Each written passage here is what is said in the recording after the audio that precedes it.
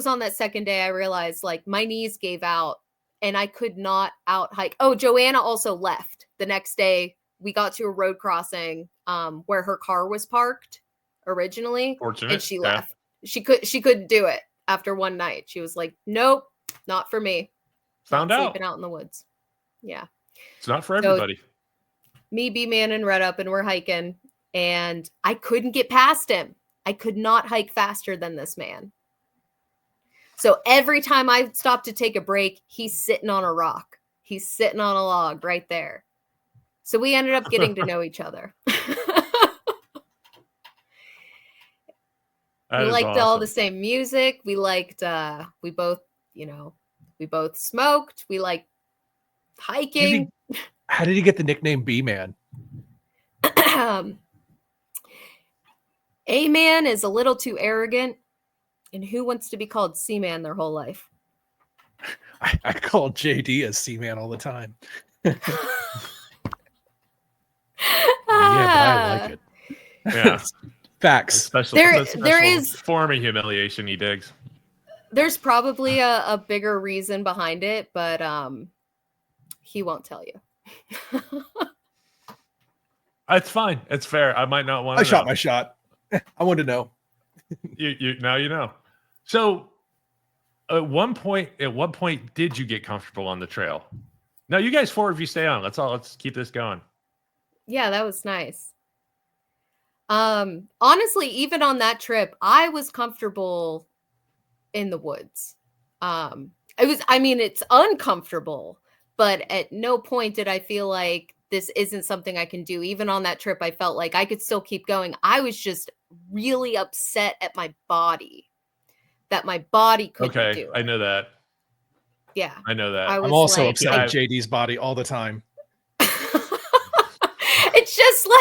It's like, why do these physical limitations have to happen? I'm like, I was distraught. I was like, man.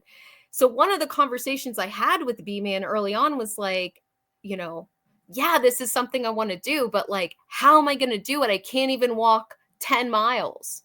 How am I going to go 2,000?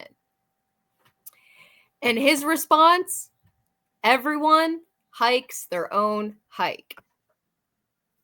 No matter how slow, fast, you could crawl it. A blind man hiked it. I hiked with him. His name was, his dog's name was Vision. Of course. It's a great name, but of course. I mean, it's descriptive, right? Yeah. I like it. And so it was just like I had the confidence. Was this part of the whole hike, or did you do that at a separate time? Was this? That was in Maryland. That was just the state of Maryland. Just the state of Maryland. When I finished that hike, we finished at Penmar Park. It's the Mason-Dixon line. So Maryland, Pennsylvania state line. And Penmar Park, at the top of Penmar Park is a place called High Rock.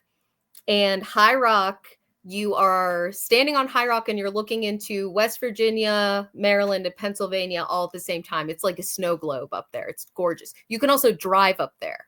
There's also like a government place back there.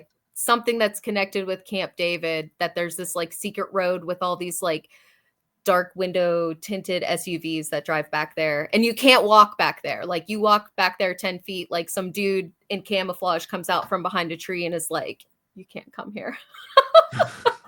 I listen to those people. I call me a wussy. I don't care. There are a lot of places like that. No, there are a lot of places like that on the AT though. Really? Like where they do military trainings. Yeah.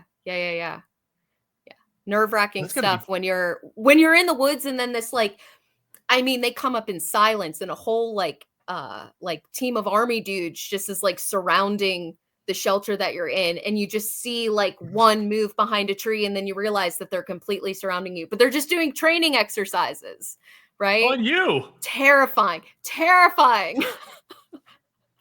Yeah. Or when the stealth jets come flying, when you're on top of the mountain at night and you're just like trying to sleep under the stars, and then you just hear this sound that's like aliens coming at you, or the end of the world, or meteors, and you come out of your tent and you see nothing but darkness, and it's because it's a freaking like stealth jet just like cruising across the top of the mountain, just training. They're just training. But see how close they can get training. Yeah, it's training. wild. It's insane. That's awesome. It is. It sounds amazing though. Like those are the nights you also get to live through, I guess, in some cases. I've never been that deep in the woods. Someday I hope to be. It's another reason you fascinate me, is just that being on your own thing. And you did a lot of the trail solo, right? Yes. B-Man was with me. So, fast forward Maryland, come back. We stay friends and connected because he's like, I'm going to get you on the trail. He convinced me not to leave that day, go back to Pittsburgh, make money, live on my couch so you don't have to pay rent. I will personally drive you down to Georgia and drop you off in the spring to start your thru hike. And this person you met on the worst day of your life was also the best day. Yeah, taking applications, because let's go. Like, I know three people might be interested. Your book's first chapter, the best day and the worst day of my life. Like it's right there. I love going back to it. But okay, so yeah, so he fulfills his promise. He fulfills his freaking promise, right? And we went on a couple like trips where we went camping through the winter so that I could experience like winter hiking. I'd end up getting like a photography job in the South Side. I had a car, he had a couch. We ended up becoming friends and just coexisting. Okay. No romance, nothing of that nature. So we drive down to Georgia. He takes me in a bus with this dude, Geek, who's driving the car. Geek is a trail legend as well. You should get him on your show. He thru-hiked the trail with a cat. With a cat that he found. I just want to say must be the coolest cat in the world, because I've never met a cat with any sort of patience for that sort of stuff.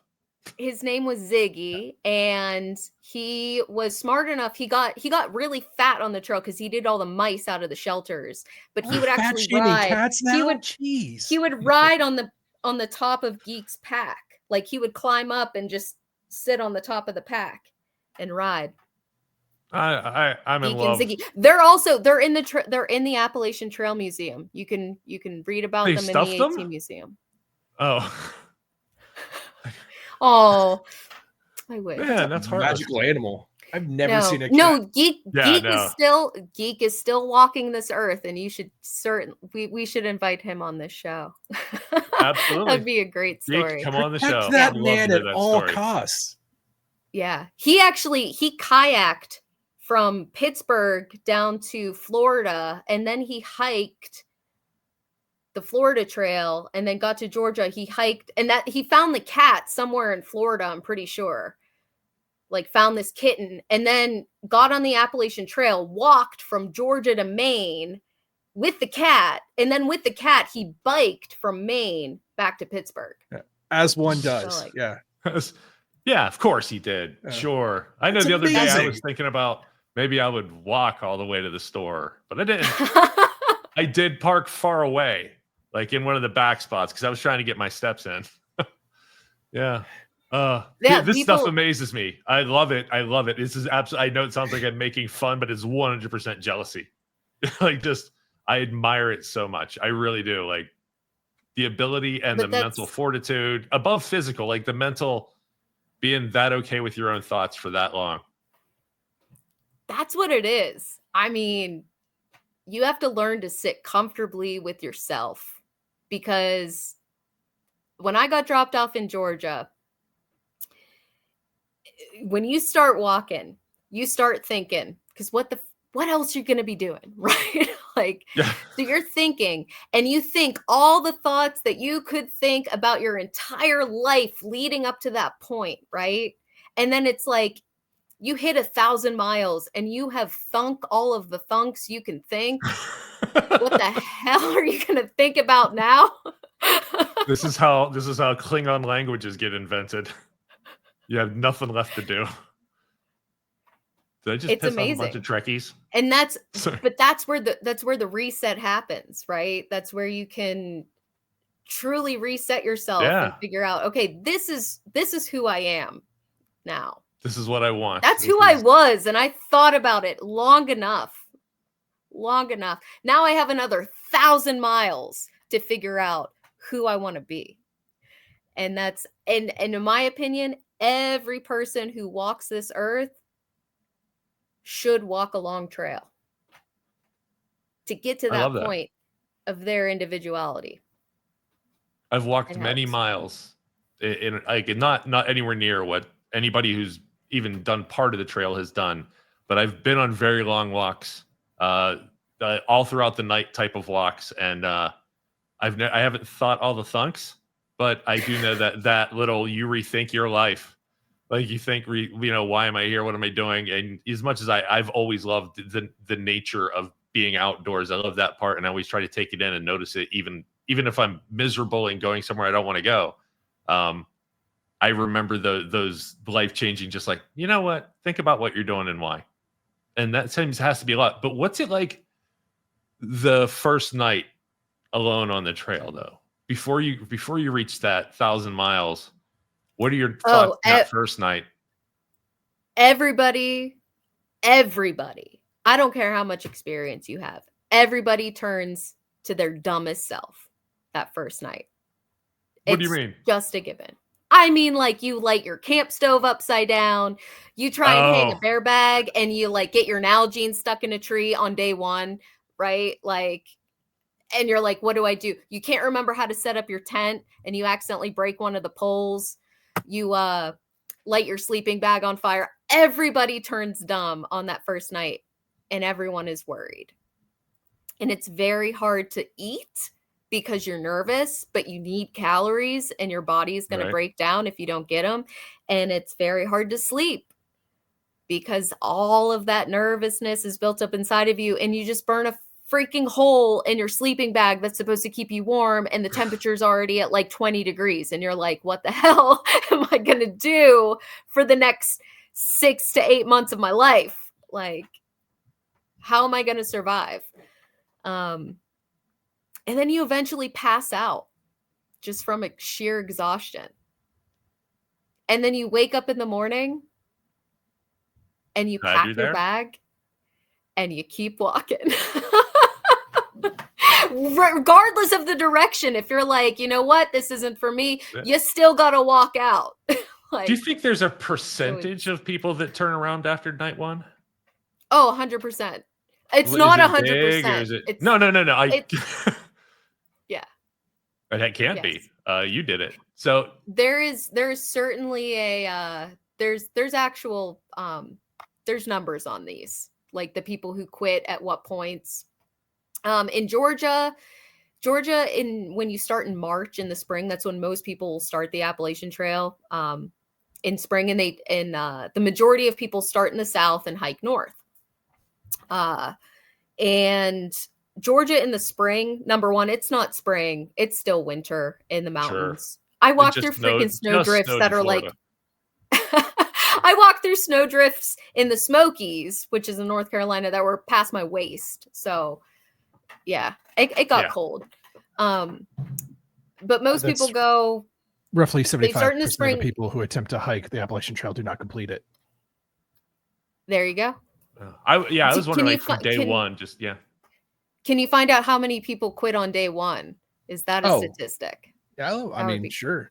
Yeah, we're going to ask ChatGPT. I do want to point out deep. Oh, sorry. I do want to point out, while you're looking this up, that in no way am I making fun of anybody who quit even after day one. Anyone even attempting it, you're better than me, honestly. And it's an impressive that you thought to do it, that you wanted to do it, that you tried to do it. And if it wasn't for you, it wasn't for you. If you physically couldn't do it, whatever it was, I think you're an amazing person. And I mean that, like, just, it's great that you tried. So that actually that brings up a good point. And this is something you learn very early on in the trail. It's like the number one rule on the trail. Hike your own hike. And you let everyone else hike their own hike. If they want to yellow blaze and jump in a car and skip 30 miles to get to the next point, yellow blazing is when you skip sections of the trail. You get into a vehicle and you skip a section of the trail. You don't go back to it. That's yellow blazing. You know, you're Thank you, following Joe the Cool. yellow I line. appreciate that. You got that. Yeah. So who are you to judge? They're not hiking your hike. You might be a purist who's going to hike every single mile, even the ones that are closed because of bear attacks or wildfires. Right. You're so purist, you're going to walk through that anyways. It doesn't matter. You're hiking your own hike. And that's the number one reason you go out there and do it. You're ejecting yourself from reality and resetting yourself. So following someone else's hike, pink blazing, trying to do something that's not righteous to you. You're not going to ask? It doesn't happen that often. I mean, pink blazing happens a lot. But we now have to address what that is. As long as there's a person with a pulse, there is absolutely pink blazing happening somewhere on this planet. I mean, you gotta clarify the term, I think, at this point, because today was the first time I've heard it. We probably will have people watch this. So and it'll now be in the Google Chat GPT. I'm gonna do this the best. Do it in the form of song. Okay, go.